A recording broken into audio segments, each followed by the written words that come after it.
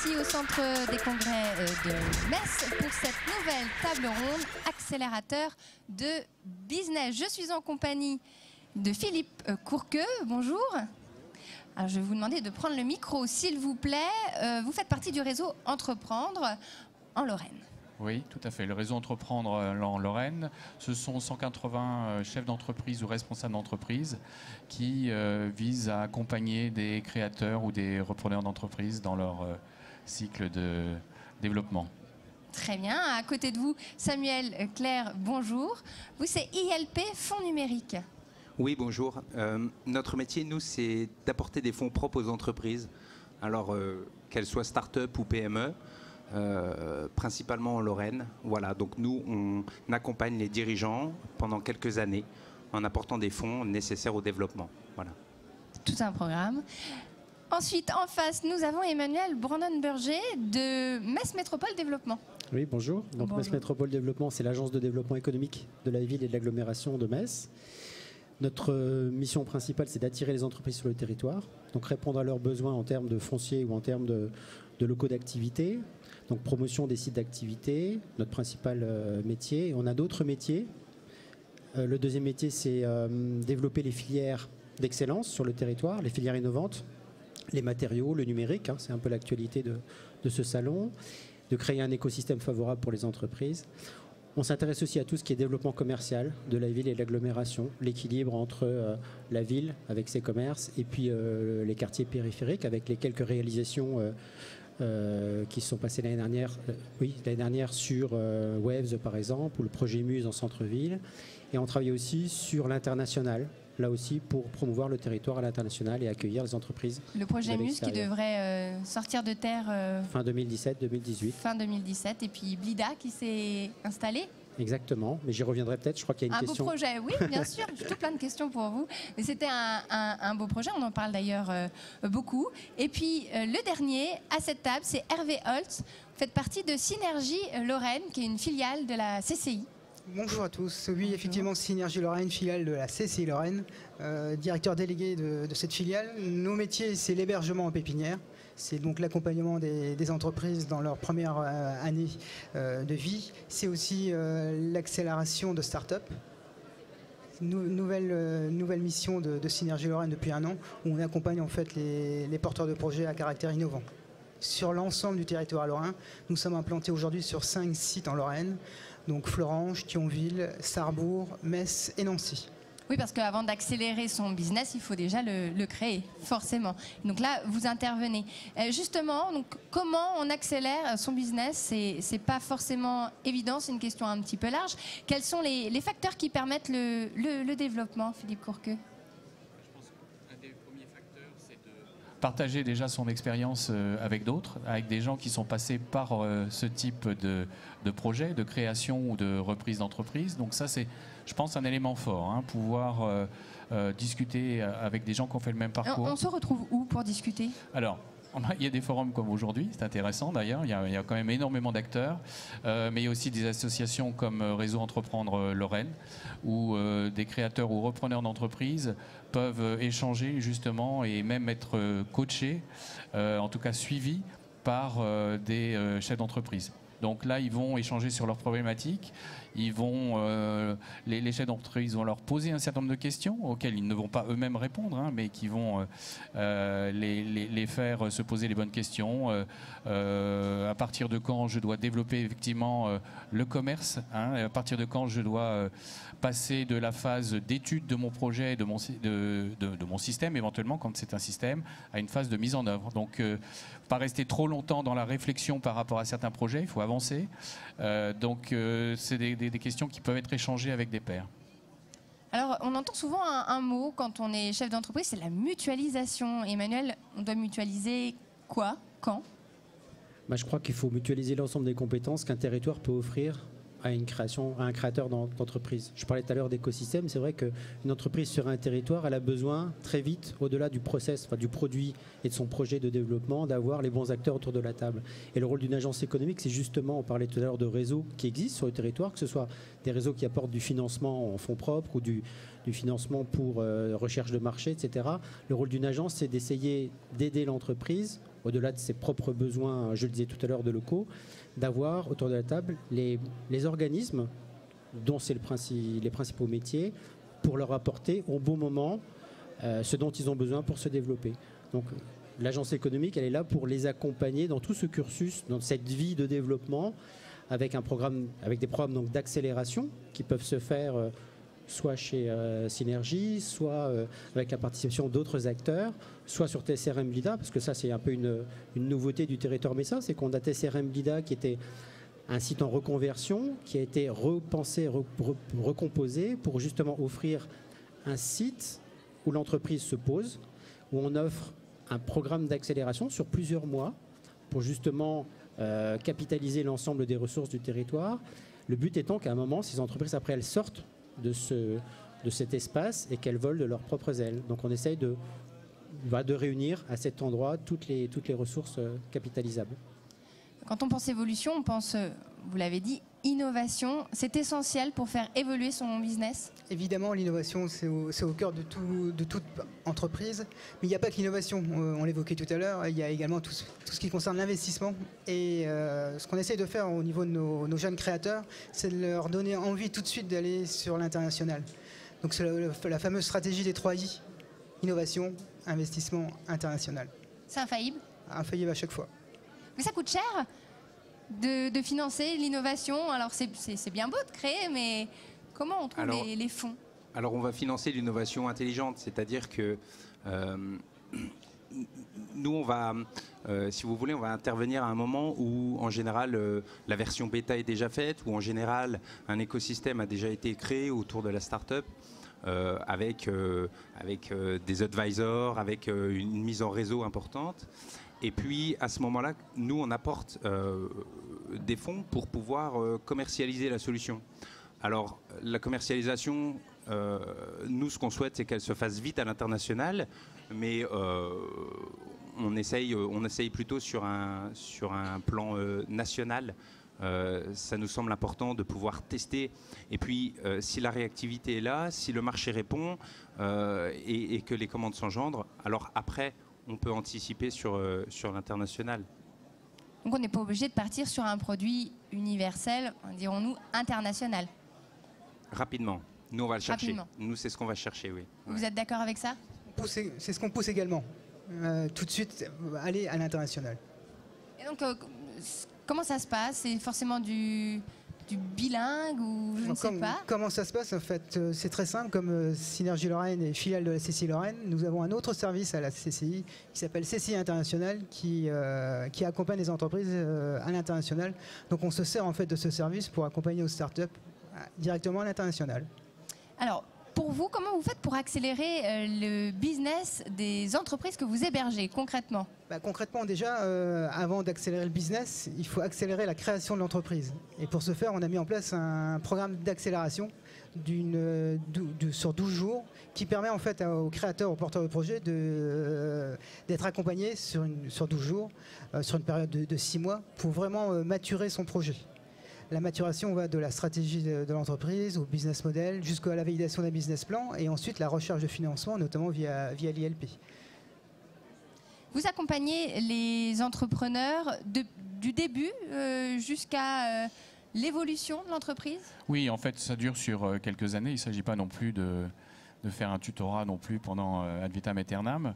Donc vraiment sur les 2 premières années déjà de manière très proche. Après, ça peut se continuer sous une autre forme, mais l'idée c'est vraiment déjà pendant 2 ans d'être vraiment à leur côté. Enfin, c'est souvent d'ailleurs dans les phases de démarrage que les choses sont importantes. Donc effectivement, c'est plutôt sur ces phases-là. La démarche est simple, on vous contacte, on prend rendez-vous? Oui, un petit peu plus que ça, mais enfin, il y a quand même un parcours qui vise à être lauréat, en fait, déjà, à proposer un projet qui doit être quand même élaboré, qui répond à un certain nombre de critères de viabilité.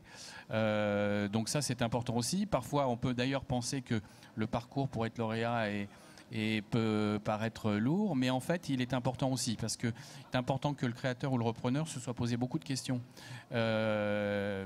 pour le démarrage, pas trop non plus, hein, il faut être dans l'action, mais de se dire quelle est la viabilité, à partir de quand je vais avoir des rentrées commerciales, des rentrées financières, combien de personnes je recrute. Donc il faut, au-delà de l'idée, parce que souvent les créateurs ou repreneurs ont une idée, et ça c'est formidable, mais pour que cette idée prenne corps, il faut aussi un certain nombre de basiques et de plans de financement. Est-ce qu'on peut faire évoluer une société qui ne va pas bien ? Bien sûr. Je dirais que c'est même une des vocations aussi du réseau Entreprendre, c'est-à-dire en posant les bonnes questions, en tentant de poser les bonnes questions aux créateurs ou repreneurs, c'est de lui dire, non pas de lui dire, mais de le faire réfléchir, est-ce que tu es dans la bonne direction? L'idée peut être bonne, mais elle ne rencontre pas forcément un public et des clients à un moment donné. Donc ça veut dire qu'il faut la faire évoluer. Vous regarderez dans l'ensemble des entreprises qui ont réussi, hein, il y en a beaucoup qui ont changé leur fusil d'épaule en cours de route, et ça c'est important, il faut être capable de s'adapter. Se remettre en question des fois son idée première. Bien sûr. Je crois que ça, alors je vais dire c'est essentiel. L'objectif n'est pas de remettre en question l'idée de départ, mais c'est en tout cas de l'adapter. Si vous voulez être entrepreneur, c'est aussi un état d'esprit, et celui qui l'a, il va se dire ok, j'ai peut-être une bonne idée, mais peut-être elle est aussi en avance de phase, peut-être que j'y reviendrai, et donc je vais prendre un chemin détourné et puis développer autre chose. Ça c'est bien, et peut-être qu'un jour il y reviendra. D'où la première étape de notre sélection, c'est vérifier l'adéquation homme-projet. C'est-à-dire homme-projet. C'est-à-dire qu'il y a des porteurs de projets qui ont des bonnes idées, mais malheureusement, ils ne pourront jamais être entrepreneurs. Donc il faut trouver à côté... Certaines personnes ne sont vraiment pas faites pour ça. Tout à fait. Donc il faut trouver l'investisseur qui va bien, qui pourra l'accompagner, qui pourra prendre son projet avec lui. On peut vendre son idée ? Oui, tout à fait. C'est possible ? C'est possible. Vous pouvez les accompagner parce que on peut les accompagner. On peut trouver des investisseurs qui sont prêts à mettre de l'argent dans leurs idées. Et quand je parle d'investisseurs, on ne parle pas forcément d'argent, on peut aussi parler de compétences. C'est un peu ce que Courqueux vient de dire. Alors aujourd'hui, on est dans l'innovation responsable. Alors il y a l'écologie qui est au centre de nos conversations en ce moment. Il y a la COP21 qui va commencer bientôt. Est-ce qu'on peut accélérer son business et prendre en compte les problèmes écologiques ou du moins le développement durable? Alors là, tout à fait. Il y a même une initiative du Sillon Lorrain dans le cadre de la French Tech qui va être présentée à la COP21 qui vise à développer un label tech responsable. Donc ce label, il vise à permettre aux entreprises de suivre un certain nombre de bonnes pratiques, en tout cas de les connaître et de les appliquer à chaque fois que c'est possible dans leurs propres entreprises. Et derrière ça, il y a tout un écosystème qui va devoir se bâtir pour faire passer des audits ou des études de manière à pouvoir attribuer ce label. Mais en amont de ça, c'est tout à fait vertueux, à la fois sur l'impact sur l'environnement, et en même temps sur la consommation énergétique, donc sur les coûts. Donc on a un alignement d'éléments vertueux sur ce sujet-là.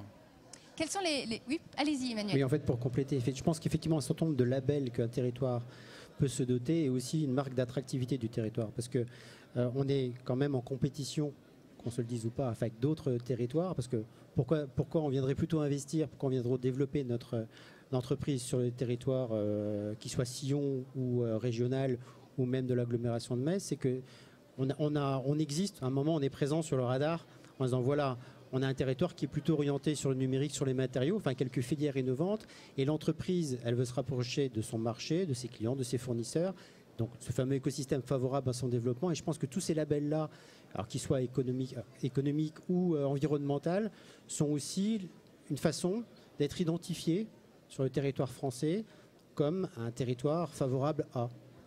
Nous sommes un territoire attractif, la Lorraine, ou Metz plus précisément, pour vous? Ne vous battez pas. Évidemment. Indéniablement. Oui, je suis d'accord avec mon voisin.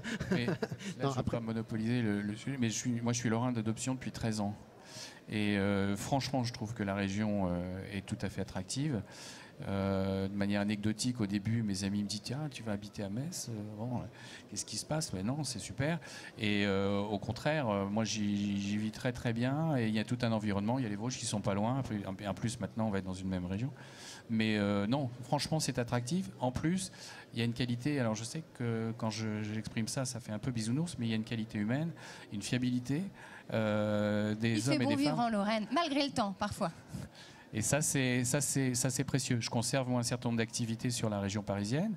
Et par exemple, il y a moins de turnover dans les entreprises, non pas parce qu'ils ne peuvent pas bouger, mais parce qu'ils essayent de bien faire leur travail là où ils sont. Et ça, c'est une qualité sur laquelle il faut s'appuyer. Investir en Lorraine, c'est un bon investissement.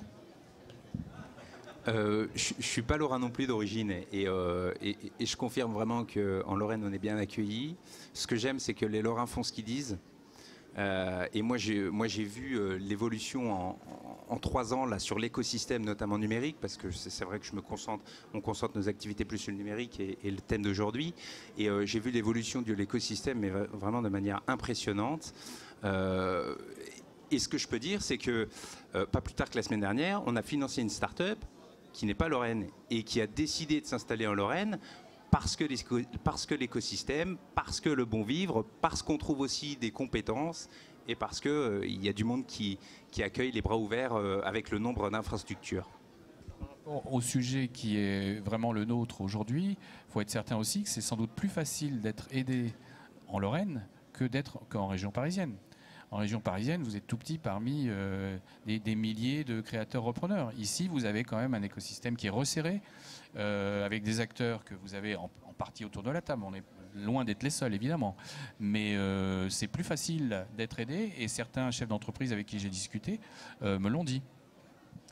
D'ailleurs, la proximité avec les frontières, l'Europe, ça doit jouer aussi, ça doit être aussi attractif. Oui, ça joue, mais je veux d'abord rebondir au propos de Philippe Courqueux. En Lorraine, en fait, on a la chance d'avoir la chaîne d'appui. La chaîne d'appui de la création d'entreprise. Ce sont tous les acteurs en fait, de la création d'entreprise qui sont en fait dans cette chaîne. Il y a une porte d'entrée unique qui sont les consulaires, et ensuite on réoriente vers les différents spécialistes de l'accompagnement. C'est une force que nous avons en Lorraine que d'autres régions nous envient aujourd'hui. Et donc sur les frontières, cette question est pour vous, Emmanuel, au final. Ça attire ou pas? Ça plaît d'être plus au cœur de l'Europe? Oui, tout à fait. Je crois que le fait transfrontalier de notre territoire, on ne peut pas le contester. Nous, en tant qu'agence de développement économique, on s'oriente de plus en plus sur l'international. On a la chance d'avoir un World Trade Center, Metz-Saarbrück, donc qui favorise effectivement les relations avec l'Allemagne, qui est quand même un des premiers investisseurs de notre territoire, enfin de sociétés étrangères qui viennent sur le territoire.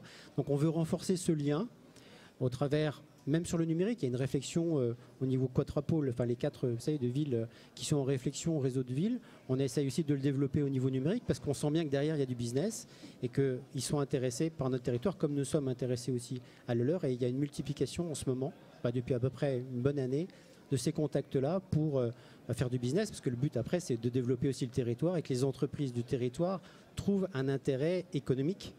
Il y a des freins encore aujourd'hui? Des freins, j'aurais du mal à les identifier. Enfin, j'ai l'impression qu'à côté de vous. Non, mais il y a toujours le fameux problème de la barrière de la langue, quoi. C'est tellement classique que c'est navrant de le dire encore aujourd'hui, mais c'est une réalité, quoi. On est toujours très très mauvais, les Français, en langue étrangère. On est toujours mauvais, on peut le dire, je pense. On va pas rester sur une note si triste que ça. On va reparler d'écologie parce que j'avais pas fini avec toutes mes questions. Ça coûte cher de faire attention quand on veut innover et de se dire j'ai envie quand même d'être responsable. Est-ce que du coup ça a un coût supérieur? Est-ce qu'on peut être aidé? Non, je pense pas. Je pense plutôt que c'est un mode de vie et une vision. Alors, il n'y a pas énormément de startups qui se focalisent sur l'écologie. Quoique, il y en a quelques-unes quand même. Néanmoins, ça reste un mouvement global. Et chacune des startups que nous accompagnons ont clairement une vision écologique aussi. Hein. Il y a la vision du territoire, il y a aussi la vision écologique. Ouais. Pour terminer, Philippe Courqueux, quels conseils pourriez-vous donner à ceux qui ont envie de booster leurs activités? Waouh! Vous avez un certain nombre d'acteurs, alors il faut trouver les bons, il y a effectivement des points d'entrée, mais je crois qu'il faut vraiment partager. Et puis, effectivement, être déterminé. Là, il n'y a pas de déterminé, ça veut dire persévérer. Persévérer sur son idée, mais persévérer aussi en écoutant ce que font les autres. Donc là-dessus, c'est s'adresser aux bons acteurs, il y en a. Autour de cette table, il y en a d'autres. Ce que je vous dis est un peu général. Hein. Je peux vous parler du réseau Entreprendre Lorraine, mais ce n'est pas le seul. Mais je crois qu'il faut échanger avec d'autres et puis tracer sa voie. C'est-à-dire que savoir écouter, mais quand même avancer. Voilà. Quelque chose de très basique encore. Savoir et accepter d'être accompagné. Écouter les autres. Écouter les autres et faire confiance aux membres de la chaîne d'appui notamment. Et je crois aussi que cet accompagnement il doit se faire dans la durée, parce qu'une entreprise qui vient pour un besoin particulier, qui vient sur le territoire, dans un an elle aura un autre besoin, dans 2 ans elle en aura un autre. Donc il faut être aussi en capacité de les suivre dans la durée. C'est un peu ce qu'essaye de faire l'agence, entre un premier contact, il y a une entreprise après qui se développe, et d'essayer au fur et à mesure de répondre à l'ensemble de leurs besoins, ou de mettre, si l'agence ne peut pas le faire, les bonnes personnes à disposition d'eux pour répondre à la sollicitation. Merci beaucoup. Un dernier mot pour la fin. Je voulais préciser que nous, c'est notre métier d'investir sur la durée. Hein, quand on investit, quand on arrive dans une entreprise, c'est pendant 5 ans, 6 ans, 7 ans. Et pendant tout ce laps de temps, nous, on va mettre en place des comités pour pouvoir suivre justement de manière très régulière les entreprises et pour les accompagner et pour essayer d'ouvrir aussi notre réseau, etc. Le réseau, on l'aura compris, c'est très important. Merci beaucoup, messieurs, d'avoir participé à cette table ronde. Je vous laisse en compagnie de Didier Bayeux pour cette table ronde retour gagnant Hackathon Climat.